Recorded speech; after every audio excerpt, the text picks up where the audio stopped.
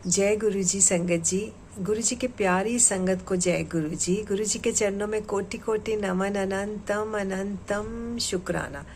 संगत जी, जितना शुक्राना करें उतना कम है, क्योंकि गुरु जी हमें उस मार्ग पे लेके जा रहे हैं जहाँ पर हमें सब कुछ मिलेगा और सब चीज़ों की प्राप्ति होगी, चाहे वो भौतिक हो या आध्यात्मिक हो। तो आजकल जी हमारे चल रहे हैं गणेश पूजन के दिन। आज हमारा है 4th डे, जिसमें हम पढ़ रहे हैं शिव पुराण में से, रुद्र संहिता में से पार्वती द्वारा गणेश जी की उत्पत्ति। और आज हमारा ये लास्ट डे होगा संगत जी। और ये सब पढ़ने से, गणेश जी के पूजन करने से, गणेश जी की स्तुति करने से हमारे सारे लाइफ के विघ्न दूर होते हैं। जितने हमारी चीज़ें होती हैं वो संपूर्ण होती हैं। इनकी पूजन के बिना कोई भी कार्य पूर्ण नहीं होता। चलिए आइए स्टार्ट करते हैं। सब मिलके गुरु जी का एक बार मंत्र जाप बोलते हैं और बड़े ही प्रेम से, बड़े ही भाव से बोलिएगा। ओम नमः शिवाय, शिव जी सदा सहाय। ओम नमः शिवाय, गुरु जी सदा सहाय। जय गुरु जी। शुक्राना गुरु जी, शुक्राना हमें उस मार्ग पे लेके जाने का जहाँ पर हमारे लिए सब कुछ अच्छा ही अच्छा होगा। आपने हमारी बाँह पकड़ी है गुरु जी, हमारी उंगली पकड़ी है, तो हम नहीं पूछेंगे आपको कि आप कहाँ लेके जाएंगे। आप जहाँ लेके जाएंगे वो सबसे अच्छी जगह होगी हमें। चलिए गुरु संगत जी स्टार्ट करते हैं।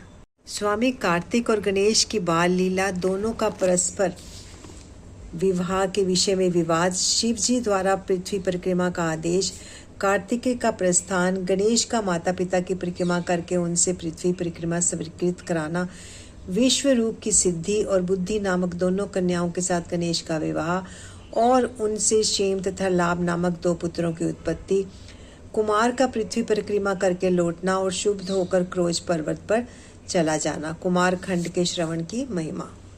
नारद जी ने पूछा, तात मैंने गणेश के जन्म संबंधी अनुपम वृत्तांत तथा परम पराक्रम से विभूषित उनका दिव्य चरित्र भी सुन लिया।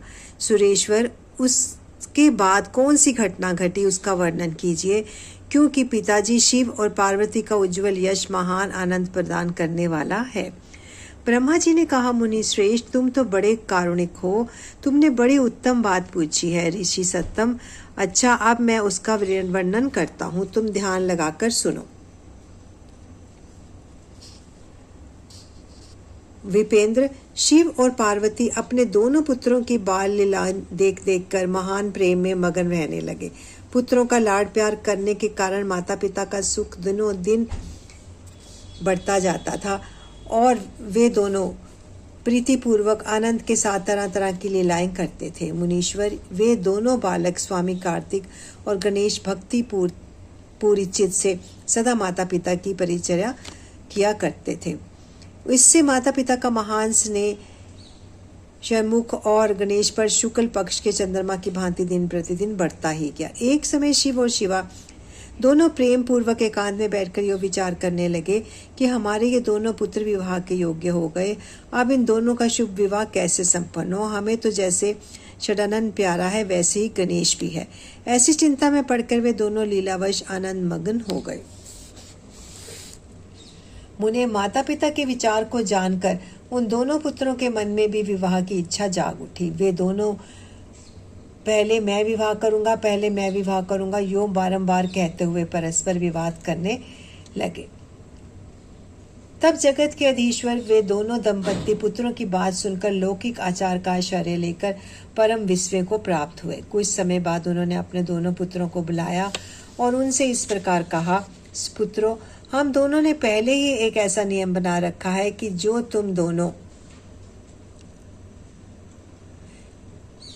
के लिए सुखदायक होगा। अब हम यथार्थ रूप से उसका वर्णन करते हैं, तुम लोग प्रेम पूर्वक सुनो। प्यारे बच्चों, हमें तो तुम दोनों पुत्र समान ही प्यारे हो, किसी पर विशेष प्रेम हो ऐसी बात नहीं है। अतः हमने तुम लोगों के विवाह के विषय में एक ऐसी शर्त बनाई है जो दोनों के लिए कल्याणकारिणी है। यह शर्त यह है कि जो सारी पृथ्वी की परिक्रमा करके पहले लौट आएगा उसी का शुभ विवाह पहले किया जाएगा। ब्रह्मा जी कहते हैं, मुने, माता पिता की यह आज्ञा सुनकर शरजन्मा महाबली कार्तिकेय तुरंत ही अपने स्थान से पृथ्वी की परिक्रमा करके चल दिए। परंतु अगाध बुद्धि संपन्न गणेश वहीं खड़े रह गए। वे अपनी उत्तम बुद्धि का आश्रय ले बारंबार मन में विचार करने लगे कि अब मैं कहाँ क्या करूं, कहाँ जाऊं। परिक्रमा तो मुझसे हो नहीं सकेगी, क्योंकि कोस भर चलने के बाद आगे मुझसे चला जाएगा नहीं। फिर सारी पृथ्वी की परिक्रमा करके मैं कैसे सुख प्राप्त कर सकूंगा। ऐसा विचार करके गणेश जो कुछ किया उसे सुनो। उन्होंने अपने घर लौटकर विधि पूर्वक स्नान किया और माता पिता से इस प्रकार कहा, पिताजी एवं माताजी, मैंने आप दोनों की पूजा करने के लिए यहाँ 2 आसन स्थापित किए हैं। आप दोनों इस पर विराजिए और मेरा मनोरथ पूरा कीजिए। ब्रह्मा जी कहते हैं, मुने, गणेश जी की बात सुनकर पार्वती और परमेश्वर उनकी पूजा ग्रहण करने के लिए आसन पर विराजमान हो गए। तब गणेश ने उनकी विधि पूर्वक पूजा की। बारंबार प्रणाम करते हुए उनकी 7 बार प्रदक्षिणा की। बेटा नारद, गणेश तो बुद्धि सागर थे ही। वे हाथ जोड़कर प्रेम मगन माता पिता की बहुत प्रकार से स्तुति करके बोले,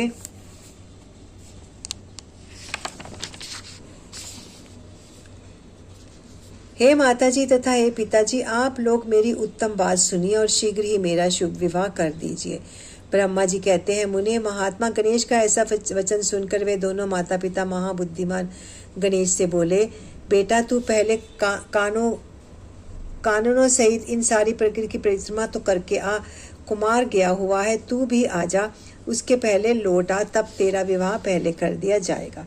ब्रह्मा जी कहते हैं, मुने, नियम परायण गणेश माता पिता की ऐसी बात सुनकर कुपित हो तुरंत बोल उठे, हे माता जी तथा पिताजी, आप दोनों सर्वश्रेष्ठ धर्म रूप और महाबुद्धिमान है।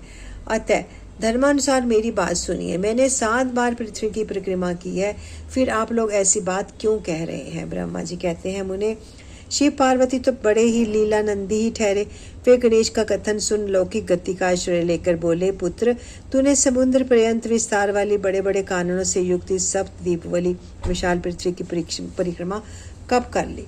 ब्रह्मा जी कहते हैं, मुने, जब शिव पार्वती ने ऐसा कहा तो उसे सुनकर महान बुद्धि संपन्न गणेश बोले, माताजी एवं पिताजी, मैंने अपनी बुद्धि से आप दोनों की शिव पार्वती की पूजा करके प्रदक्षिणा कर ली है। अतः मेरी समुद्र पर्यंत पृथ्वी की परिक्रमा पूरी हो गई। धर्म के संग्रहभूत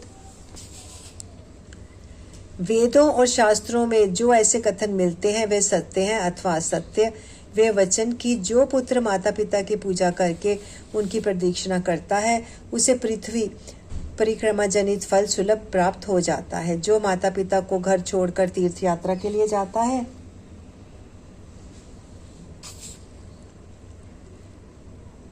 वह माता पिता की हत्या से मिलने वाले पाप का भागी होता है, क्योंकि पुत्र के लिए माता पिता का चरण सरोज ही महान तीर्थ है। अन्य तीर्थ तो दूर जाने की प्राप्त होते हैं, परंतु धर्म का साधन भूत यह तीर्थ तो पास में ही सुलभ है। पुत्र के लिए माता पिता और स्त्री के लिए पति, ये दोनों सुंदर तीर्थ घर में ही वर्तमान है। ऐसा जो वेद शास्त्र निरंतर उद्घोषित करते रहते हैं उसे फिर आप लोग असत्य कर दीजिए, और यदि यह असत्य हो जाएगा तो निस्संदेह वेद भी असत्य हो जाएगा और वेद द्वारा वर्णित आपका यह स्वरूप भी झूठा समझा जाएगा। इसलिए या तो शीघ्र ही मेरा शुभ विवाह कर दीजिए अथवा यूं कह दीजिए कि वेद शास्त्र झूठे हैं। आप दोनों धर्म रूप हैं, अतः भली भांति विचार करके इन दोनों में जो परमोत्तम प्रतीत हो उसे प्रयत्न पूर्वक करना चाहिए। ब्रह्मा जी कहते हैं, मुने, तब तो बुद्धिमानों में श्रेष्ठ उत्तम बुद्धि संपन्न तथा महान ज्ञानी है वे पार्वती नंदन गणेश इतना कह के चुप हो गए। उधर वे दोनों पति पत्नी जगदीश्वर शिव पार्वती गणेश के वचन सुनकर परम विस्मित हुए। तदंतर भी यथार्थ भाषी एवं अद्भुत बुद्धि वाले अपने पुत्र गणेश की प्रशंसा करते हुए बोले, बेटा, तू महान आत्मबल से संपन्न है, इसी से तुझमें निर्मल बुद्धि उत्पन्न हुई है। तूने जो बात कही है वह बिल्कुल सत्य है, अन्यथा नहीं है। दुख का अवसर आने पर जिसकी बुद्धि विशिष्ट हो जाती है उसका दुख उसी प्रकार विनिष्ट हो जाता है। जैसे सूर्य के उदय होते ही अंधकार, जिसके पास बुद्धि है वे ही बलवान है, बुद्धिहीन के पास बल कहाँ। पुत्र, वेद शास्त्र और पुराणों में बालक के लिए धर्म पालन की जैसी बात कही गई है तूने सब पूरी कर ली। तूने जो बात की वह दूसरा कौन कर सकता है। हमने तेरी यह बात मान ली, अब इसके विपरीत नहीं करेंगे। ब्रह्मा जी कहते हैं, नारद, यूं कहकर उन दोनों ने बुद्धि सागर गणेश को सांत्वना दी और फिर वे उसके विवाह के संबंध में उत्तम विचार करने लगे।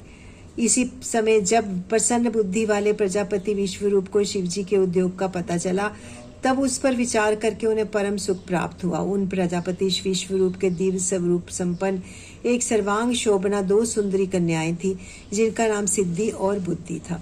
भगवान शंकर और गिरिजा ने उन दोनों के साथ हर्षपूर्वक गणेश का विवाह संस्कार संपन्न कराया।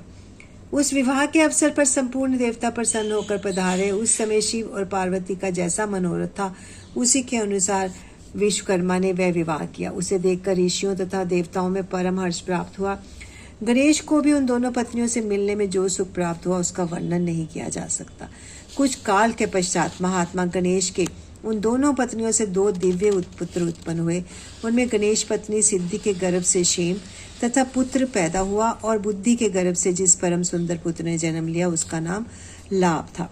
इस प्रकार जब गणेश अचिंत्य सुख का भोग करते हुए निवास करने लगे, तब दूसरे पुत्र स्वामी कार्तिक पृथ्वी की परिक्रमा करके लौटे। उस समय नारद जी ने आकर कुमार स्कंद को जब समाचार सुनाए, उसे सुनकर कुमार के मन में बड़ा क्षोभ हुआ और वे माता पिता शिवा शिव के द्वारा रोके जाने पर भी ना रुककर क्रौंच पर्वत की ओर चले गए। देवऋषि उसी दिन से शिव पुत्र स्वामी कार्तिक का कुमारापन प्रसिद्ध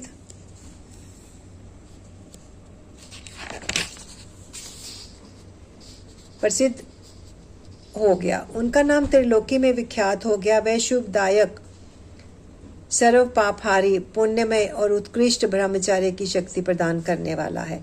कार्तिक की परिक्रमा को सभी देवता, ऋषि, तीर्थ और मुनीश्वर सदा कुमार का दर्शन करने के लिए क्रौंच पर्वत पर जाते हैं और मनुष्य कार्तिक की पूर्णिमा के दिन कृतिका नक्षत्र के योग होने पर स्वामी कार्तिक का दर्शन करता है।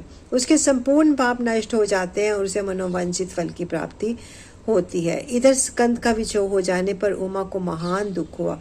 उन्होंने दीन भाव से अपने स्वामी शिव से कहा, प्रभु आप मुझे साथ लेकर वहां चलिए। तब प्रिया को सुख देने के निमित्त भगवान शंकर अपने एक अंश से उस पर्वत पर गए और सुखदायक मल्लिकार्जुन नामक ज्योतिर्लिंग के रूप में वहां प्रतिष्ठित हो गए। वे सत्पुरुषों की गति तथा अपने सभी भक्तों के मनोरथ पूर्ण करने वाले हैं। वे आज भी शिवा के सहित उस पर्वत पर विराजमान है। बेटा नारद, वे दोनों शिवा शिव भी पुत्र स्नेह से विहल हो प्रत्येक पर्वत पर कुमार को देखने के लिए जाते हैं।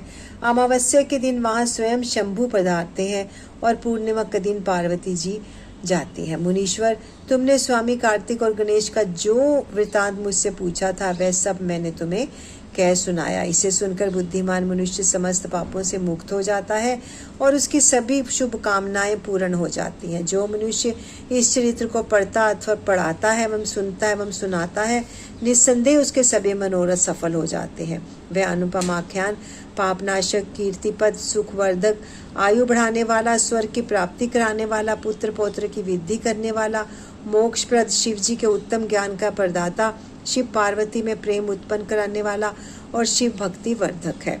यह कल्याणकारक शिव के अध्यात्म ज्ञान का ज्ञादाता और सदा शिव में है। अतः मोक्षकामी एवं निष्काम भक्तों को सदा इसका श्रवण करना चाहिए। अध्याय 20 की समाप्ति। संगत जी, गुरु जी की आज्ञा से यहीं पर विराम करते हैं और हमारे शिव पूजन का आज चौथा अध्याय भी संपन्न हो गया और यहीं पर हम गणेश जी को प्रणाम करते हैं, शिव पार्वती को प्रणाम करते हैं और आज्ञा लेते हैं अपने प्यारे गुरु जी से। ओम नमः शिवाय, शिव जी सदा सहाय। ओम नमः शिवाय, गुरु जी सदा सहाय। जय गुरु जी। शुक्राना गुरु जी, अनंतम अनंतम अनंतम शुक्राना।